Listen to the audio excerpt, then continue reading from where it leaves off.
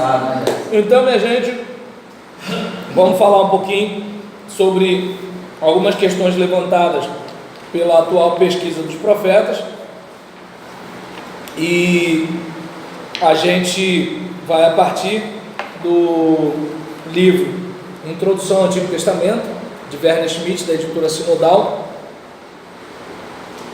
na página 182 em diante. Bem, se os profetas utilizam uma variedade de formas de expressão, onde se deve então buscar o decisivo e essencial de sua proclamação? No anúncio do futuro, na análise da situação, inclusive na crítica social, ou na palavra de admoestação radicalizada, na conclamação ao arrependimento?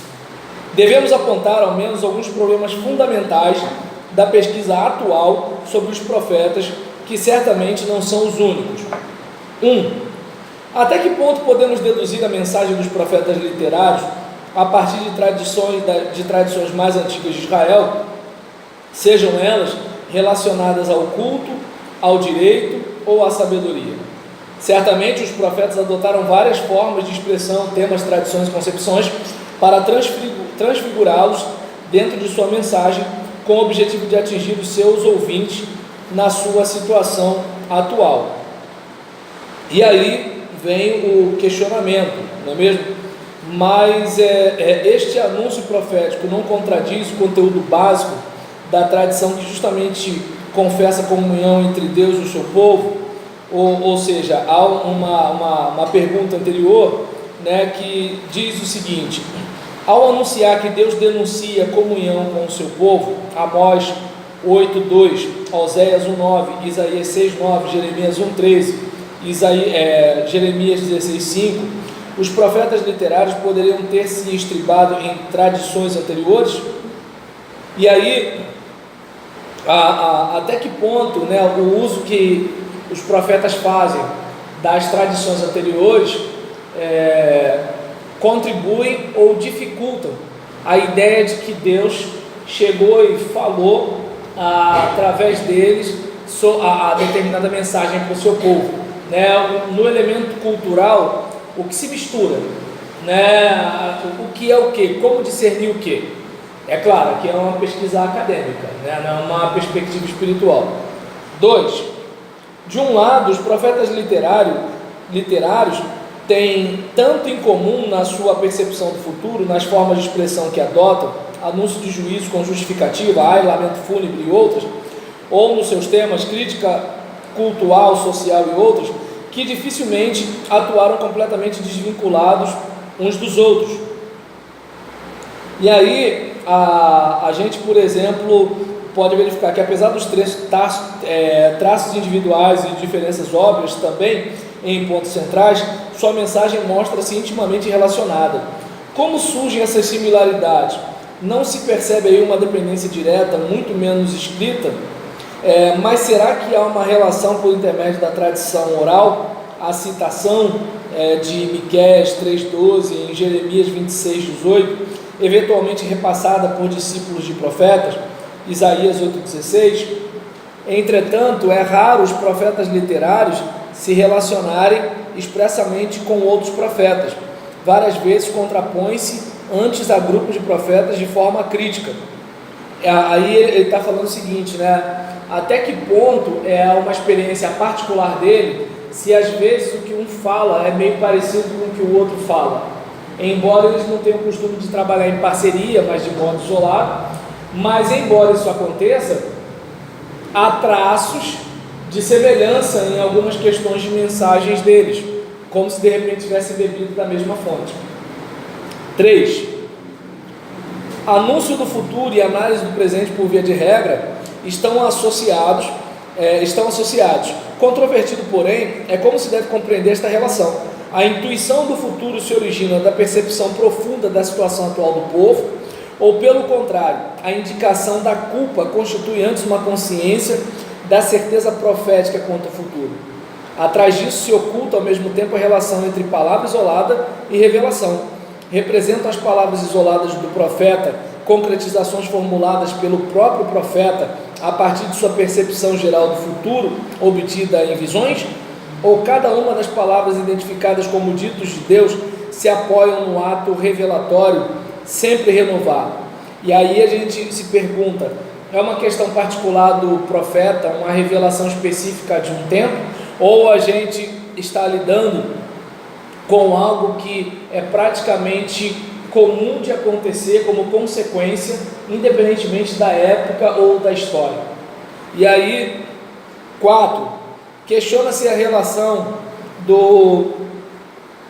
entre futuro e presente também na compreensão das palavras que se referem ao futuro. Devem os anúncios proféticos de juízo ser interpretados a partir das palavras de admoestação, ou ao contrário, estão as exortações mais raras nos primórdios a serviço da proclamação escatológica? Não constituem as predições de juízo em si apenas ameaça, isto é, últimos alertas com a finalidade de desviar o juízo pelo próprio comportamento? Ou os profetas pretendem anunciar com sua mensagem de desgraça e de salvação um futuro que certamente virá e já irrompeu no presente?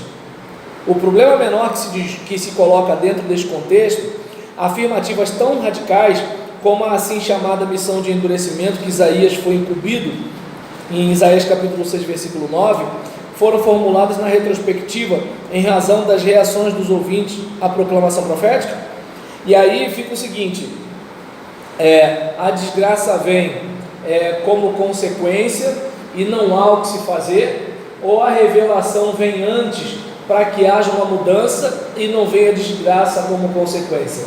Mas até que ponto a profecia ela vem para a coisa mudar, ou se de repente ela vem para endurecer o coração? Porque em Isaías 6, capítulo 9, o próprio Deus, quando comissiona, fala isso.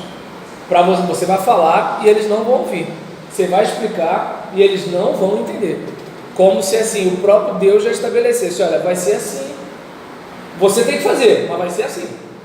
Né? Como no caso, se a gente observar em dadas proporções, que é o caso de Moisés, em que assim, você vai falar, eu vou operar, mas a cada ato seu e a cada ato meu, o faraó só vai ficar mais injuriado, igual o siri na lata, em vez dele se quebrantar. Né? E aí, 5, vamos lá. Com exceção de Amós, parece que os assim chamados profetas de juízo não proclamaram em absoluto apenas o juízo, mas também a salvação. E aí, de forma similar, é apenas na retrospectiva de tempos posteriores que o chamado ao arrependimento se torna a síntese da mensagem profética. Não é raro que os profetas constatam que não houve arrependimento, ou que até nem pode ocorrer. De maneira correspondente, pode prometer uma virada propiciada pelo próprio Deus. Aqui no contexto do anúncio de salvação, também há espaço para o chamado ao arrependimento. Será que a pregação profética, para a pregação profética, o ser humano não consegue manter a salvação assegurada para si, mas somente recebê-la reiteradamente como presente? Tais perguntas são respondidas na atual pesquisa sobre os profetas de forma muito variada, visto que qualquer compreensão do profetismo pressupõe que se tomem decisões referentes à autenticidade ou inautenticidade, entre aspas, de textos. A imagem projetada dos profetas acaba sendo bastante diversificada. E aí a gente, por exemplo, vai reparar nesse caso em que a gente tem o aspecto da experiência com o sagrado, mas a gente tem também a experiência cultural. E até que ponto essa mistura, por exemplo, Fernando profetizou no ano 100, a profecia aconteceu no ano 200, se cumpriu no ano 200, mas ele profetizou no ano 100, no ano 50, o Janildo registrou esse material, pegou o que todo mundo escreveu e tudo tal. Chegou no ano 200, se cumpriu. E aí o Carlos vai e pega aqui, gente. Há 100 anos atrás, teve um cara chamado Fernando que falou isso tudo.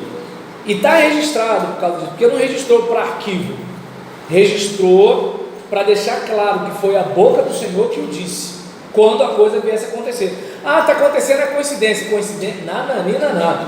Não é coincidência, não. Houve um homem de Deus que passou por essa terra que falou isso. Entendeu? Aí o que acontece? Só que na redação, quem garante que na hora que, por exemplo, o Janildo pega elementos culturais do tempo dele, né, na hora de fechar a obra, aí fica aquela questão, até que ponto, aí onde vem a postura de alguns conservadores, que pode ser resistente ao negócio, que é assim, mas se ele fez isso, então não é uma palavra autêntica. Não, ela é autêntica na essência, mas agora a historiografia, na perspectiva científica que a gente tem, não é para tratar desse assunto, né? Naquela época não se fazia pesquisa e nem existia essa questão de direitos autorais como hoje. Então ali a gente está falando do texto do profeta Fernando. Hoje é que, por exemplo, não sei se vocês lembram quando eu fiz a pesquisa de capa do meu livro, esbarrou no lance de direito de imagem. Então a gente acabou fazendo o quê? Mudou a capa. Entende por quê? Porque o autor já era morto há mais de 70 anos, entretanto o direito estava na mão de uma determinada empresa norte-americana. Olha o rolo que ia dar, entendeu? Lá na frente vai que o livro fica famoso e o bicho pega pro meu lado, né? Porque pode ficar estacionado e o negócio pode ganhar vulto. Se ganhar vulto, alguém vai querer tirar um por fora.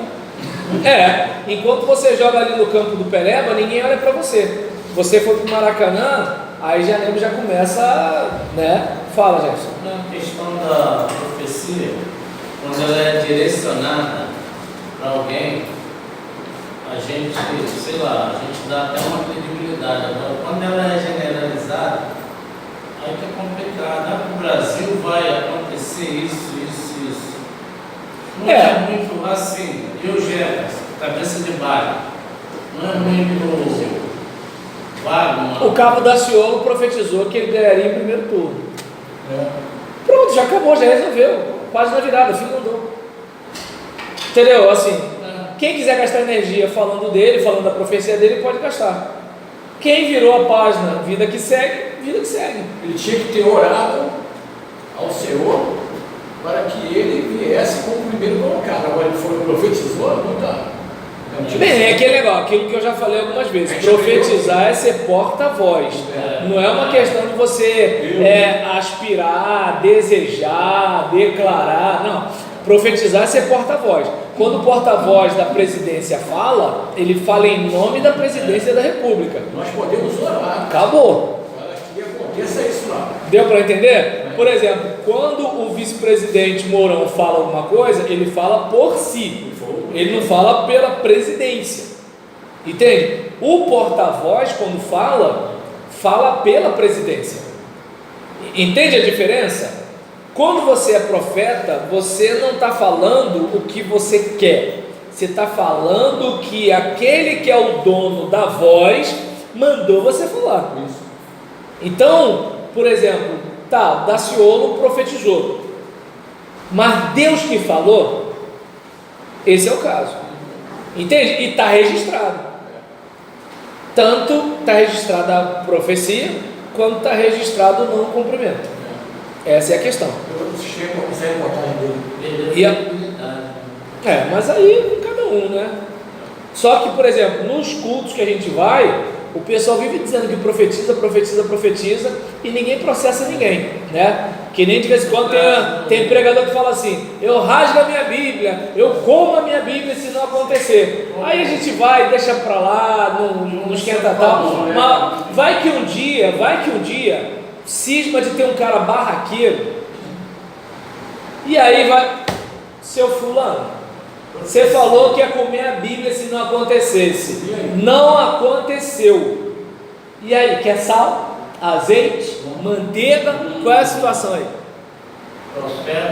Um dia a casa cai, né? O profeta é um porta-voz, aí ele fala, o Senhor mandou falar. Será que o Senhor depois vai mandar ele falar outra coisa, que não vai acontecer mais? Bem, não. Deus não é homem para que minta, nem filho do homem para que se arrependa. Por acaso ele diria e não faria, ou falaria e não confirmaria? Então, já que ele falou, tem que acontecer. Entende? E aí, para a gente terminar, eu vou pegar o